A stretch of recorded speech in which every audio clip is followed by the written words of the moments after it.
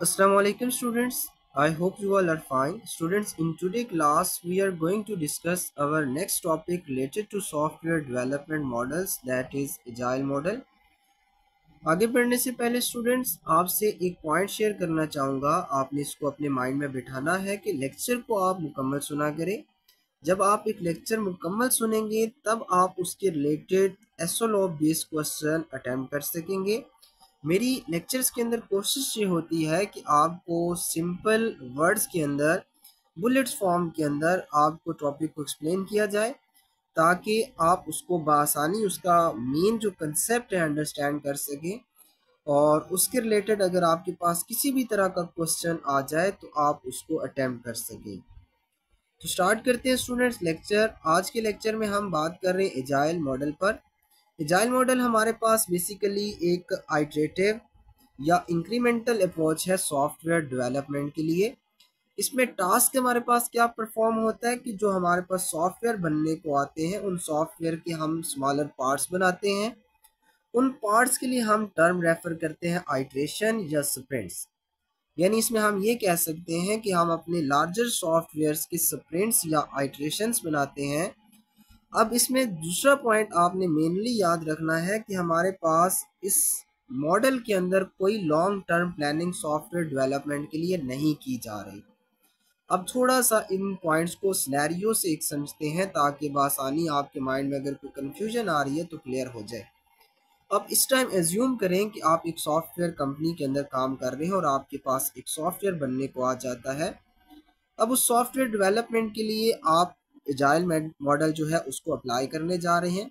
तो सबसे पहला टास्क आप कस्टमर से इंटरेक्ट करके, स्टेक होल्डर से इंटरेक्ट करके उस सॉफ्टवेयर के स्मॉल जो आइट्रेशंस हैं स्प्रिंट्स डेवलप करेंगे। अब उसमें लेट्स सपोज आपके पास बने 4 स्प्रिंट्स, 4 आइट्रेशंस, 4 पार्ट्स। आप जाएंगे अब उनमें से पहले पार्ट के ऊपर, पहले स्प्रिंट के ऊपर, और उस स्प्रिंट के लिए आप करेंगे प्लानिंग, उस स्प्रिंट के लिए आप करेंगे डिज़ाइनिंग, उसकी करेंगे डेवलपमेंट, उसकी करेंगे टेस्टिंग, उसकी करेंगे डिप्लॉयमेंट, उससे कर लेंगे रिव्यू, फीडबैक। जब वो स्प्रिंट हमारा डिप्लॉय हो चुका, उसका फीडबैक आ चुका, उसके बाद अब हमारा टास्क होगा जो हमने नेक्स्ट अपने आइट्रेशन के अंदर जो स्प्रिंट बनाया होगा उसकी तरफ। अब नेक्स्ट आइट्रेशन पर मूव करेंगे, नेक्स्ट स्प्रिंट पर मूव करेंगे, जिसके लिए हम दोबारा से प्लानिंग करेंगे, दोबारा से डिज़ाइनिंग करेंगे, दोबारा से डेवलपमेंट करेंगे, फिर टेस्टिंग, डिप्लॉयमेंट, फिर रिव्यू। अब यहाँ देख सकते हैं कि हमारे पास एक सॉफ्टवेयर के लिए हमें बार बार एक आइट्रेशन में से, एक चक्कर में से पास होना पड़ रहा है। इसी वजह से इसे आइट्रेटिव मॉडल भी कहा जाता है। इसके अंदर हमारे पास जो सॉफ्टवेयर के ब्रेक डाउन्स होते हैं, आइट्रेशंस होते हैं, उन पर काम आइट्रेशंस के अंदर किया जाता है। अब हम मूव करते हैं इसके फेसेस के ऊपर। ये जो अभी हमने फेसेस यहाँ डिस्कस किए, इसमें टोटल हमारे पास 6 फेसेस हैं। सबसे पहला face requirement gathering. Requirement gathering and planning phase जो है एजाइल मॉडल के अंदर ये साथ साथ चलता है। सबसे पहला इसके अंदर एक्टिविटी परफॉर्म होती है to gather all the requirements of different stakeholders. हमारे सॉफ्टवेयर के साथ जो एफिलेटेड स्टेक होल्डर्स हैं उनकी रिक्वायरमेंट्स को हम इकट्ठा करते हैं। अब रिक्वायरमेंट इकट्ठी करने के बाद हमारा टास्क होगा हम प्लानिंग करें। प्लानिंग के अंदर टाइम एंड एफर्ट देखा जाएगा उस सॉफ्टवेयर की डेवलपमेंट के लिए। फिर हम देखेंगे अपने सॉफ्टवेयर की फिजिबिलिटी को टेक्निकल एस्पेक्ट से एंड इकोनॉमिकल एस्पेक्ट से। फिजिबिलिटी ऑलरेडी हम डिस्कस कर चुके हैं कि फिजिबिलिटी है किसी चीज़ की पॉसिबिलिटी। इसमें देखते हैं कि टेक्निकल पॉइंट ऑफ व्यू से, इकोनॉमिकल पॉइंट ऑफ व्यू से क्या पॉसिबल है हमारा सॉफ्टवेयर बनना। फिर हम रिक्वायरमेंट की प्लानिंग के बाद मूव करते हैं डिज़ाइन के ऊपर।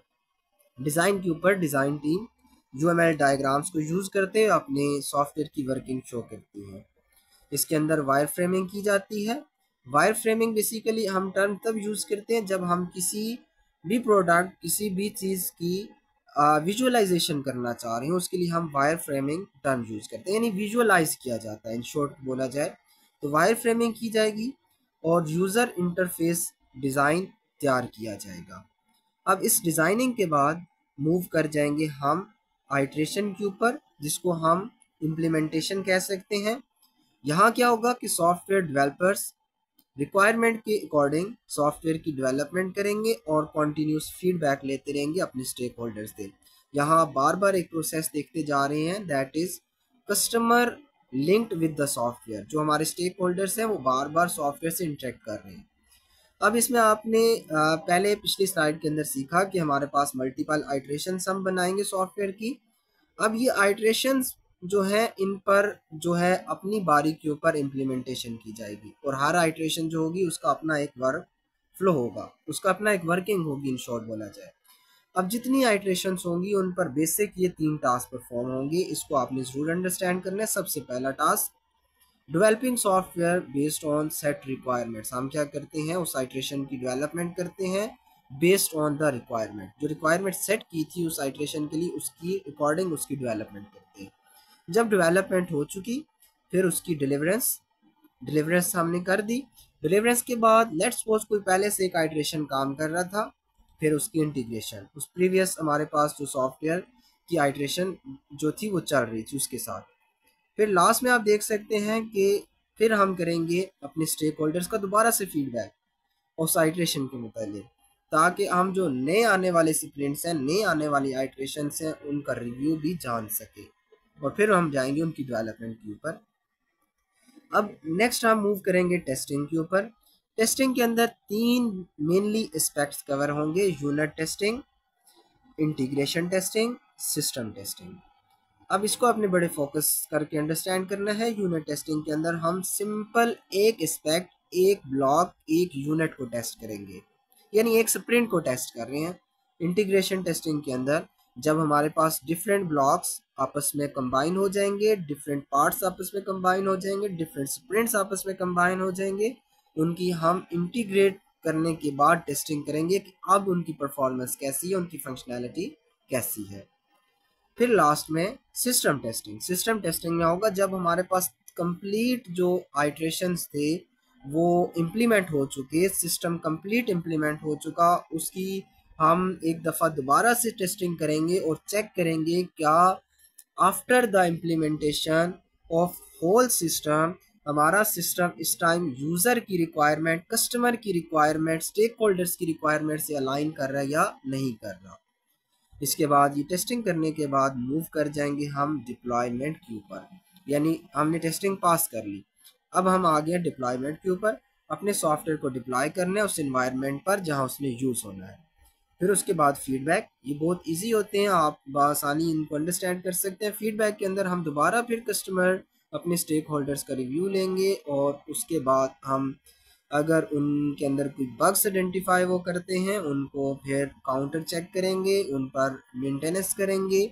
ये डिफरेंट एक्टिविटीज़ थी जो हम SDLC एजाइल मॉडल के अंदर फॉलो करते हैं।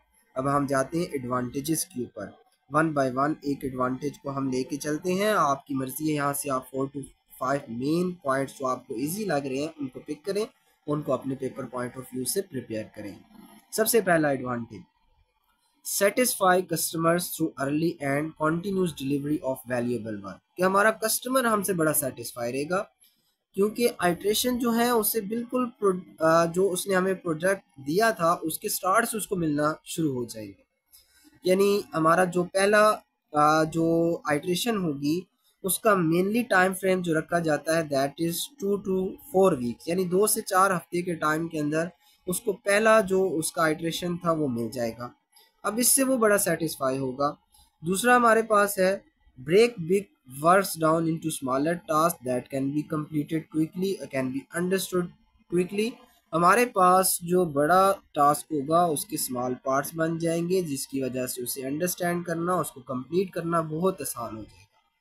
फिर है थर्ड हमारे पास maintain a constant pace for completed work, यानी इसमें एक कांस्टेंट पेस बन जाएगी हमारे पास सॉफ्टवेयर की डिलीवरेंस की। लेट्स सपोज हमने 4 आइट्रेशन बनाई थी। पहला आइट्रेशन के लिए हमने टाइम फ्रेम डिसाइड किया 3 वीक्स का। अब इसी तरह 3 वीक्स के स्पैन के अंदर हम कॉन्टीन्यूसली अपने मज़ीद जो आइट्रेशन थे इस पर जो अपने मॉड्यूल्स थे वो डिलीवर करते जाएंगे, यानी एक पेस के साथ काम होता जाएगा। Welcome changing requirement even late in a project. इसमें क्या है कि हमारे पास लेट्स सपोज कोई नई रिक्वायरमेंट आ गई, नया चेंज आ चुका, जिस तरह वाटरफॉल के अंदर आता था चेंज तो उसको हम कवर नहीं कर पाते थे, लेकिन यहाँ चेंज आ गया तो उसको बआसानी कहीं भी हम एकोमोडेट कर पाते हैं। अब लेट्स सपोज आप 2 आइट्रेशन पे काम कर चुके थे, मजीद थर्ड आइट्रेशन पे कर रहे थे, चेंज आ गया, आप उसको थर्ड आइट्रेशन में डाल लेंगे, आप चेंजेस को बड़ी आसानी से अकोमोडेट कर सकते हैं। इसके अलावा मजीद बेनिफिट की बात करें तो measure progress by the amount of completed work, जो आपका कंप्लीटेड वर्क डिलीवर होता जाएगा आप उससे अपनी प्रोग्रेस का एस्टिमेट कर सकते हैं कि इस टाइम हम किस पॉइंट पर खड़े हैं, हमने कितना सॉफ्टवेयर अपने यूज़र अपने स्टेक होल्डर्स को प्रोवाइड कर दिया है और कितने परसेंटेज रह गया है। उसके बाद assemble the project team and business honour on daily basis through out the project, हम क्या करते हैं डिफरेंट प्रोजेक्ट टीम्स होती हैं, बिजनेस ऑनर्स होते हैं, उन्हें डेली की बेस में आपस में इंटरेक्ट करना पड़ता है और सॉफ्टवेयर की डिस्कशन करनी होती है, जिससे हमारे बहुत सारी चीज़ें जो हैं वो ईजी हो जाती हैं, कस्टमर सेटिस्फाई हो जाता है, वर्किंग का आइडिया हो जाता है, इश्यूज जो हैं वो हमारे सामने आइडेंटिफाई हो जाते हैं। अब हम जाते हैं डिसएडवांटेजेस के ऊपर, वन बाय वन तमाम डिसएडवांटेजेस को कवर करेंगे। आप 3 से 4 पॉइंट जो आपको इनमें से ईजी लगे आप उनको कवर कर लीजिएगा, प्रिपेयर कर लीजिएगा पेपर्स के लिए। अब पहला है lack of formal document creates confusion. इसमें क्या हो रहा है, कस्टमर ने हमें कोई डॉक्यूमेंट हमने उसकी जो रिक्वायरमेंट्स थी उनके लिए नहीं बनाया, अब क्या होगा, हमारे पास कोई फॉर्मल डॉक्यूमेंट नहीं है, अब इससे क्या होगा ड्यूरिंग डेवलपमेंट हमारे पास बहुत सारी कन्फ्यूजन्स आ सकती हैं। मज़ीद हम कह सकते हैं कि important decision taken during different phases can be miss interpreted, यानी कस्टमर ने हमें कुछ और बताया, हमने कोई डॉक्यूमेंट उसकी प्रॉपर प्लानिंग नहीं की और वो जो हमारे पास डिटेल हमारे पास आई थी वो मिस इंटरप्रेट हो सकती है, हम कोई गलत चीज़ या कोई गलत पॉइंट रीड करके गलत तरफ से उसकी डेवलपमेंट स्टार्ट कर सकते हैं। इसमें देखिए हमारे पास थर्ड है depend highly on customer interaction, हम टोटली अपने कस्टमर पर डिपेंड कर रहे हैं, वो जैसे जैसे बताएगा उसकी नीड के अकॉर्डिंग हम सॉफ्टवेयर की डेवलपमेंट करते रहेंगे। अब इसमें ऐसा ज्यूम करें कि कस्टमर जो है वो नालायक आदमी है, उसको नहीं पता कि सॉफ्टवेयर के अंदर क्या क्या चीज़ें बनवानी है, अपने वो सॉफ्टवेयर की जो प्रॉब्लम है उसके बारे में ही क्लियर नहीं है, तो अब इस केस में क्या होगा कि जो डेवलपर होगा उसके लिए जो है वो डायरेक्शन आइडेंटिफाई करना काफ़ी डिफ़िकल्ट हो जाएगा। अब इसमें हमारे पास मज़ीद कह सकते हैं कि जो एक्सपर्ट टीम हमें इसके अंदर ज़रूरत पड़ेगी जो काम कर रही है, उसकी वजह यह है कि ऐसी टीम होनी चाहिए जो चेंजेस को अडॉप्ट करना जानती हो, क्योंकि अगर सॉफ्टवेयर बनाने वाला है और सॉफ्टवेयर जब वो बना रहा था और उसके बाद एक सॉफ्टवेयर के अंदर उसने एक प्लान बना लिया सॉफ्टवेयर डेवलप करने के लिए और ऊपर से दोबारा एक रिक्वायरमेंट आ जाती है जिसके लिए उसने अपने प्लान को मॉडिफाई करना है, तो अब प्रॉब्लम्स बन गई डेवलपर के लिए। यहाँ चाहिए हाई एक्सपर्टीज़, ऐसा डेवलपर काम कर सकेगा जो कि एक्सपर्ट होगा, जिसके अंदर एक्सपर्टीज़ होंगी, जो चेंजेस को अडॉप्ट बआसानी कर सकता है।